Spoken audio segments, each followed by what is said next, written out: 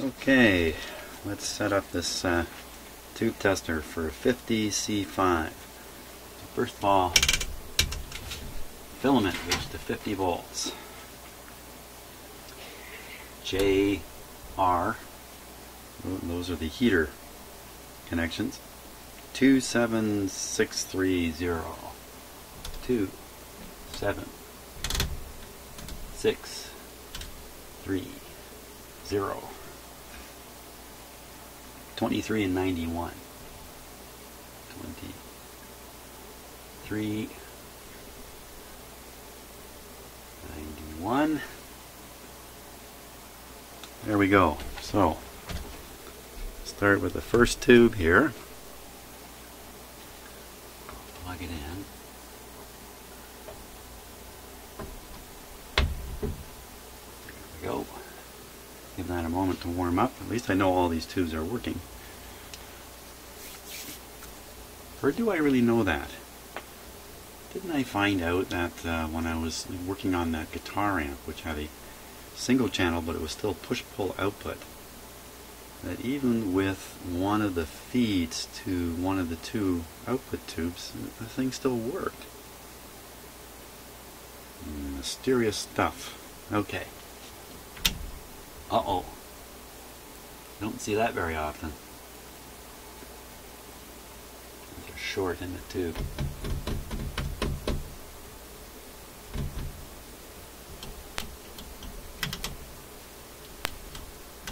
Where'd it go? Was that my tube tester doing that? Oh no. Nah.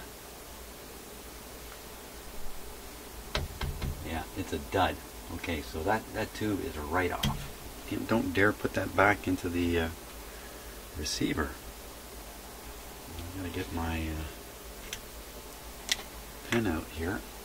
You know what? That's like the first tube I've ever had actually show a short like that. So what I've done is can you see that? I put a big X on it. One tube down. Okay, next one. Oh, you know what? Let's double check the settings. Just in case I'm being fooled here. Always double check. Oh, JR 27630 with a 0. 2391. Yep, no problem. Okay, tube number 2.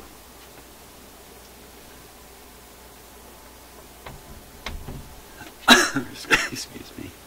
I wonder if there's a special note. Sometimes there's a special note in the tube testing information. You know, expect a short on test 2 or something like that. Not so in this case, though.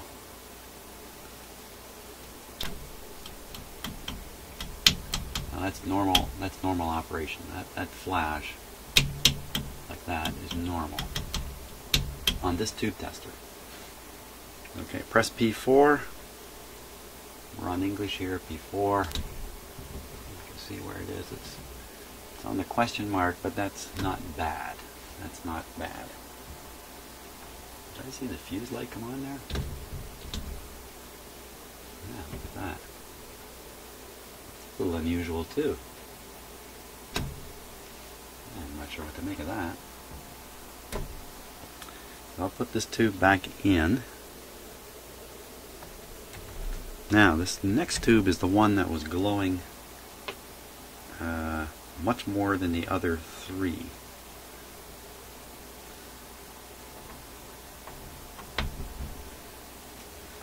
that pilot light really flicked there. Plug it in. Oh, look at it, it is glowing more. That's curious. Wow, it's really glowing compared to the other ones.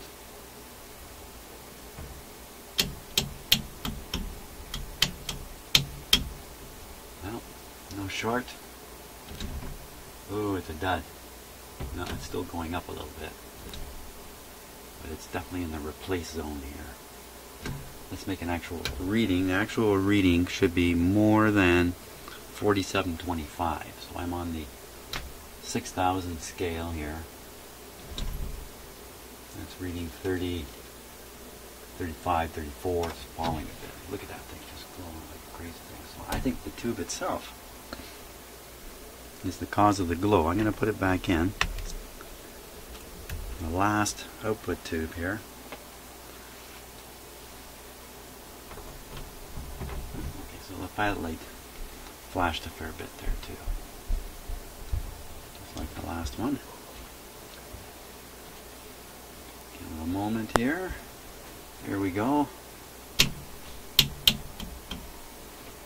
Hey, what's going on here? There it is. This wasn't quite warmed up. So you usually expect these tubes to cause this light to flash. It's just the way this tester works. I'll put it back on English. Well, and that tests very similar to the first tube. Second tube rather. First tube was a write-off. So I would say two of these tubes gotta go. Well, one for sure, no question.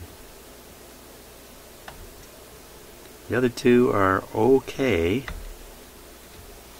You know, and I really don't have a brand new 50C5 to, you know, absolutely brand new one to compare, to see, just kind of test the tube tester and see how it comes out. So, so there we are. There it is.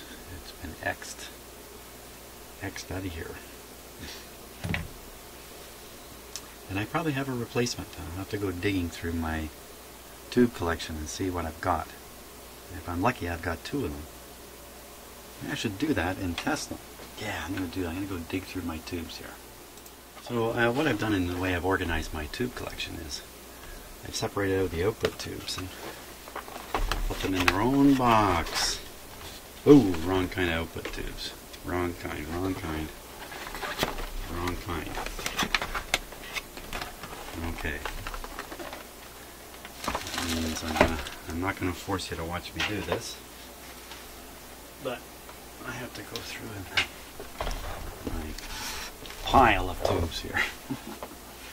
But I bet you I've got a couple.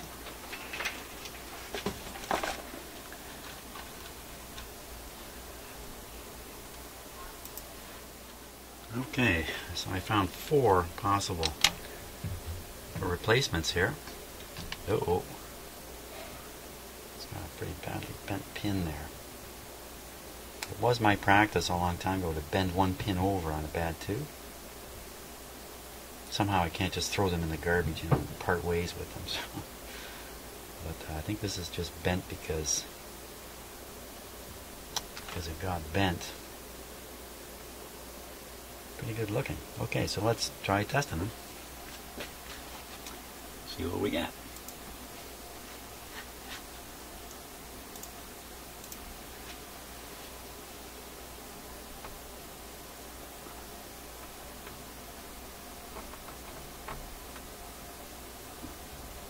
Come on.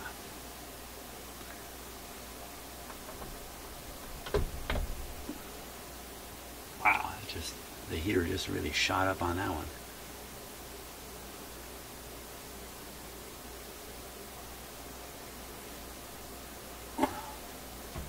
Is that really a 50C5? Definitely 50C5.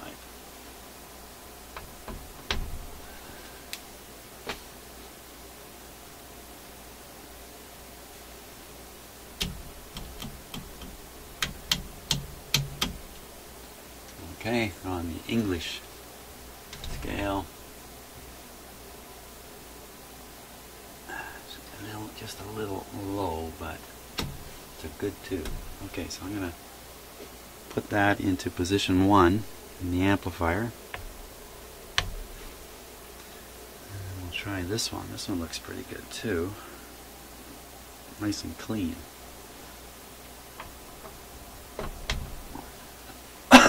Excuse me.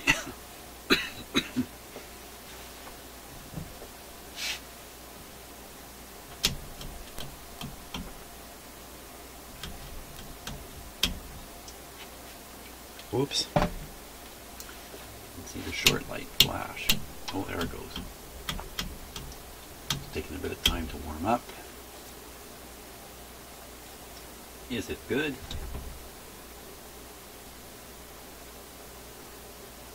Very similar to the last one. So I'm going to take out tube number 3, the hot guy, put this one in, and I'm going to test these other two just because I'm ready to go on it. Why not? This is the one. No, I don't have a pin straightener on here, do I? No. Some tube testers have a pin straightener. This one's got the bent pins. There it goes. Got it in there anyway. Oh, the excitement. The thrill of it.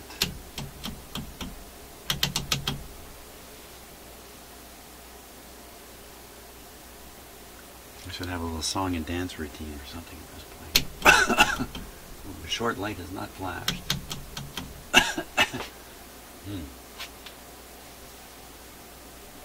It's heating up. Okay, so keep an eye on the pilot light and I'll wiggle it. Oh yeah, there we go. Just bad contact. Yeah, I can see it heating up now. Okay.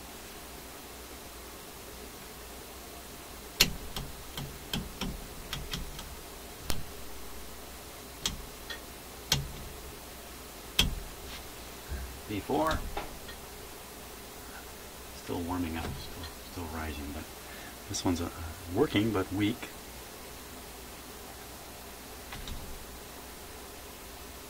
I would say in the case of an output tube, if it's weak, it's going to be weak. In the case of a signal tube, that's say in the radio portion, the weak tube may still work just fine. Okay, last one to test here.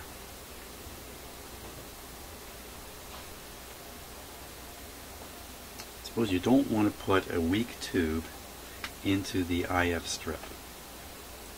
Again, your basic 5-tube radio, you've got a 6BA6 or maybe 12BA6 in the IF strip, and that tube is doing most of the signal amplifying. You want a good one there. There we go. Oh no, it's still warming up. Still warming up. Let's put a pretty good glow on in there too.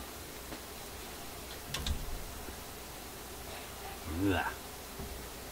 So he's very weak. He's very weak. So I think I've got the some good tubes in there now.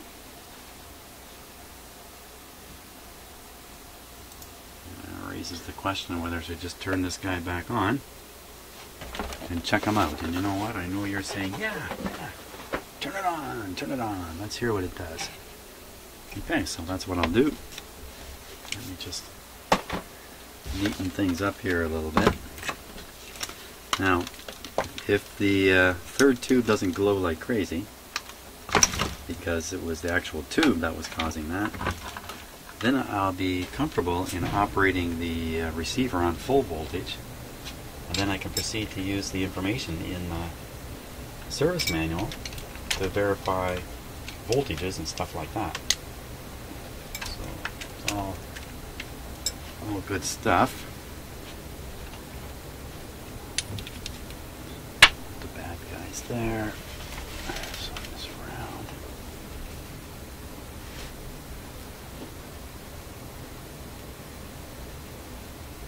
Just a quick safety check in my shop. Speakers are connected. Volume. We're on AM. Volume's down.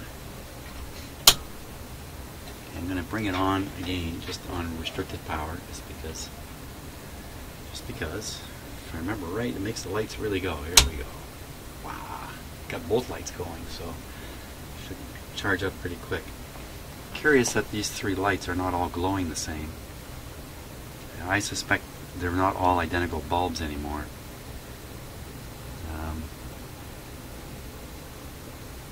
So we'll pop them out and check them and see what they are. They're supposed to be, was it 12 volts? Supposed to be 12 volt bulbs, and that's Yeah, 12 volt, 100 milliamp pilot lights.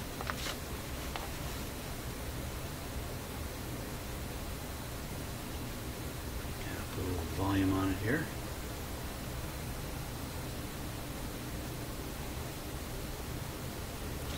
I do not see one tube glowing crazy back there. Should be hearing something by now. Oh, maybe the switch again.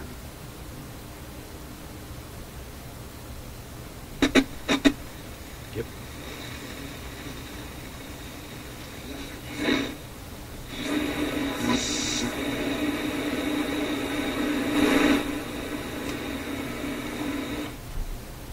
Still is producing all the sounds coming out of this speaker here.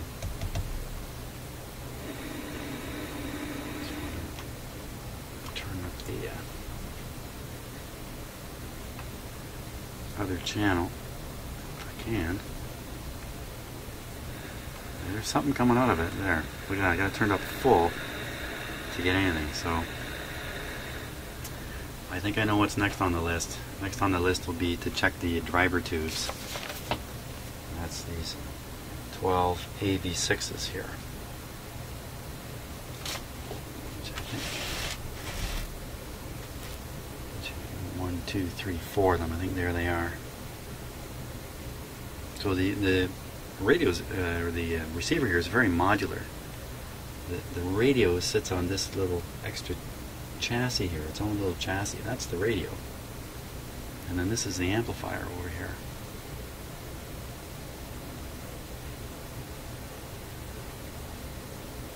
Great stuff. Okay, another step along the way.